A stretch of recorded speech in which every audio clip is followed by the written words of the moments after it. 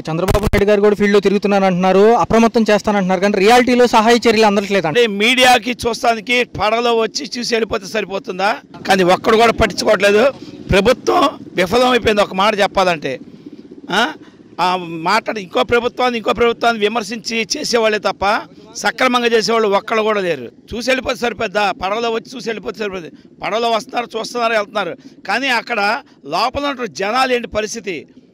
ఒక టైం అనేది ఉంటుంది వాళ్ళకి. ఈ టైంలో వస్తుంది, ఈ టైంలో వెళ్తుంది. ఇది కూడా ఇన్ఫర్మేషన్ చెప్పకుండా కనీసం అనౌన్స్ చేయకుండా చేస్తే ఎలాగా? ఈ అధికారులు అయితే చెబుతున్నారు మేము లక్షల్లో ప్యాకెట్లు పంపిస్తాం, అన్నం ప్యాకెట్లు పంపిస్తాం. అవి రోడ్ల మీద ఉండే వాళ్ళకి ఇస్తే అలా సరిపోతుంది. ఎన్డీఆర్ఎఫ్ వాళ్ళకి ఎప్పుడు చెప్పారు? నిన్న చెప్పారు ఎన్డీఆర్ఎఫ్ వాళ్ళకి. వాళ్ళు చెప్పలా, నిన్న వచ్చారు. 3 రోజుల క్రితం నుంచి ఏం చేస్తున్నారు వీళ్ళందరూ? ఇళ్లలో సామాన్ల పరిస్థితి ఏంటి? కొంతమంది కట్టుబాట్లతో వచ్చారు, ఏమి తీసుకోకుండా, ఏ పైసలు లేకుండా.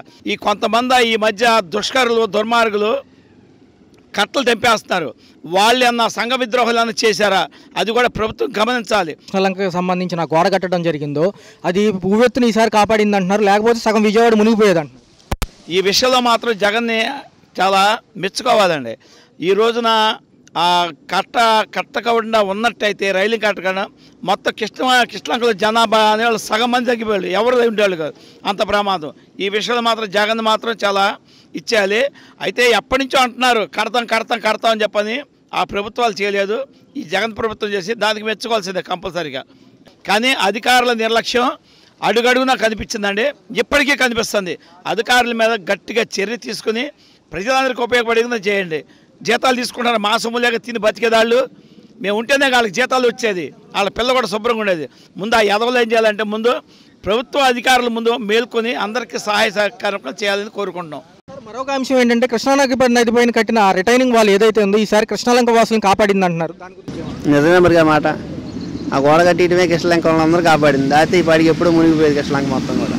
మొత్తం అది చూసుకున్నట్లయితే నిన్న జగన్మోహన్ రెడ్డి గారు రావడం జరిగింది సార్. అత్యంత హర్షణీయంతో జనాలందరూ ఆహ్వానించారు. సో చూసుకుంటే ఈసారి చంద్రబాబు నాయుడు గారు ఈ విషయంలో అంచనా వేయడంలో విఫలమయ్యారంటారు. వాస్తవమే మరి, వాస్తవం అది. ఏం జరుగుతుంది సిచ్యువేషన్ విఫలం అయినట్టే కదా. ముందు జాగ్రత్తలు తీసుకోకుండా కేంద్ర ప్రభుత్వం సూచన ఇచ్చినా పట్టించుకోకుండా అయిన తర్వాత వచ్చి నేను నేను దగ్గర ఉండి చూసుకుంటా, కలెక్టర్ ఆఫీస్ కూర్చుంటే సరిపోయిద్దా? ప్రజలకు అన్నం దొరకడం, నీళ్ళు దొరకట్లా, ఆహారం. చిన్నపిల్లలు, గర్భిణులు ఎంత ఇబ్బంది పడుతున్నారు. ఇవాళ ప్రభుత్వం ఇటు చూస్తుంది. ఆ షిప్పుల్లో తిరిగి వెనకెళ్ళి కూర్చుంటే ఏమవుతుంది? రేపు తన ఇల్లు మునుగుతుందని చెప్పి ఇటు చూసుకోకుండా ఉంటే ఏమవుతుంది? ఇవాళ మన హోంమంత్రి గారు ఏమైపోయారు? సునీత గారు ఆమె ఉండే అపార్ట్మెంట్ వాటర్ వచ్చింది. ఏం చేస్తున్నారు? ఒక బోట్లో ఏం లేవు, జనాలు ట్రాక్టర్ మీద తిరగడం జరుగుతుంది. తెలిసిన వాళ్ళేమో వచ్చి ట్రాక్టర్ ఎక్కించుకొని తరలిస్తున్నారు. ఫుడ్ లేదు, అలడిపోతున్నారు. వాళ్ళకి తగిన సాగు చర్యలు అందిస్తే బాగుంటుంది. హెలికాప్టర్ పంపించాం, బృందాలు పంపించాం. ఏ బృందాలు ఎటు తిరుగుతున్నాయి? చిన్నపిల్లలు నీళ్ళు లేక వాటర్ పట్టుకుని తిరుగుతున్నారు. వస్తున్నారు 4 పులిహార ప్యాకెట్లు పడేస్తున్నారు. అప్పటి మీద అందరూ ఆకలి చేస్తున్నారు. నీళ్ళు లేవు, కరెంట్ లేదు, సిగ్నల్ లేదు, అనేక అవస్థలు పడుతున్నారు జనాలు. వీటిని పట్టించుకొని ప్రభుత్వం తొందరగా చర్యలు తీసుకొని కోరుకుంటున్నాం. చూసుకున్నట్లయితే మీడియా వచ్చినప్పుడు ఈ మరబోట్లో తిరగడం ఇవన్నీ నాయకులు చేస్తున్నారు, కానీ రియల్గా మీరు అన్నట్టుగా సహాయం అందట్లేదు అంటున్నారు. కంపల్సరీగా అది అందుబాటులో ఉన్న వాళ్ళకి ఆ బోట్ వేసుకుని వెళ్ళినా కానీ ఒక 10 ఫ్యామిలీస్ వరకు వెళ్ళగలుగుతున్నారు. ఇక అంతకుమించి లోపలికి వెళ్ళినా అందరికీ న్యాయం జరగడం అనేది ఇక్కడ చాలా జనం ఎక్కువ మంది ఉంటారు ఈ ఏరియాలో. అందరికీ జరగడం అనేది జరగట్లేదు. రియల్గా అయితే ఇప్పుడు లోపల ఉన్న వాళ్ళకి చాలా మందికి అందట్లేదు, చాలా మంది ఇబ్బంది పడుతూనే ఉన్నారు. చంద్రబాబు నాయుడు గారు అర్ధరాత్రి ప్రెస్ మీట్ పెట్టి మేము ఈ చర్యల్లో ఫెయిల్ అయ్యామంటున్నారు. వెళ్తున్నాయి, లోపల ఉన్న వాళ్ళు బయట రావడం లేదు, వాళ్ళ కమ్యూనికేషన్ లేదు, పిల్లలతో చాలా ఇబ్బంది పడుతున్నారు లోపల. ఆల్రెడీ మా ఫ్రెండ్స్ ఒక 2-3 ఉన్నారు, వాళ్ళందరూ స్టక్ అయిపోయినారు. ఉదయం కాల్ చేశారు 3 days తర్వాత. వాళ్ళకి ఏ వాటర్ వెళ్ళలేదు, ఫుడ్ వెళ్ళలేదు. హెలికాప్టర్లు తిరుగుతున్నాయి, అవి అంతవరకు చేరుకుంటాయి.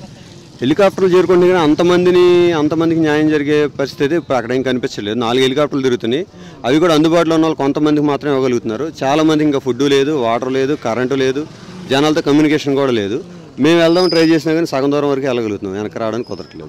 జనాలు కూడా కొంచెం ఒక అడుగు ముందుకేసి ఇప్పుడు మన ఉన్న గ్రామం నుంచి అనేక మంది ట్రాక్టర్లతో తీసుకెళ్లి ఫుడ్ కానీ వాటర్ కానీ సప్లై చేస్తున్నారు. ఎంత వెళ్ళే అవకాశం ఉన్నంత వరకు వెళ్ళగలుగుతున్నారు. కానీ అంతకు మించి ఇంక వెళ్ళాలంటే బోట్లు ఎక్కువ ఉండాలి. బోట్లలో జనం దగ్గరికి చేరగలిగితే వాళ్ళకి ఏదైనా ఇవ్వడానికి అవకాశం కుదిరింది. చాలా మందికి ఇంక వెళ్ళలేకపోతున్నారు, వాళ్ళందరికీ అలా స్టక్ అయి ఉన్నారు లోపల.